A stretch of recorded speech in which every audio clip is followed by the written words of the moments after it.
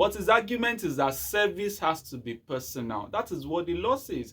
If you check the land acquisition, law in the Western region, which Ogun State was also part of the Western region as at that time, that law says service for compulsory acquisition of land for overriding public interest, number one, has to be personal, meaning that you first of all look for the person who owned that particular land and serve him or her personally.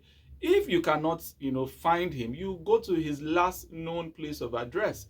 If you cannot get his last known place of address, you go to any other way you make sure that he can be found. If there were people who are residing on that property, maybe the farm, if it's a farmland, those farming there, if it's a house that is rented, the agents or the people who were there ought to have been served that notice for compulsory acquisition of land. That's his argument. So in essence, but the argument of the government, those people who compulsorily acquire the land, is that no, we have gone through all of this process. There is still one more provision that we can latch onto, which is the provision that says that in the event that this is not possible, we can now paste the notice of acquisition, the notice, evicting people from that property at strategic locations, and that was what they did.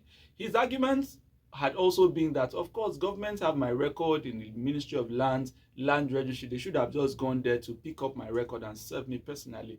Well, the Supreme Court did not look at that issue. What the Supreme Court looked at was the argument that the government had gone through all of these processes to effect personal service, which was not possible, and that's why they now had to utilize this last resort of pasting at different locations. But I just also want to address the issue of the type of notices that governments would usually issue.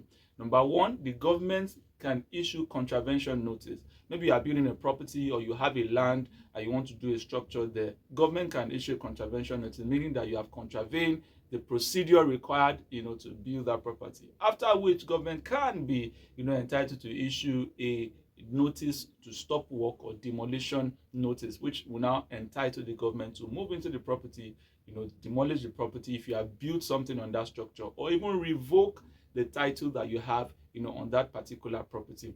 So finally, in essence, what we are saying is notice for compulsory acquisition of land has to be personal. However, the law also provides that in the event that personal notice fails, notice by pasting at strategic locations can be adopted, by the government. And then after pasting that notice, government is also mandated to gazette that particular notice. That's what the law says, the Land Acquisition Law, applicable in the Western region.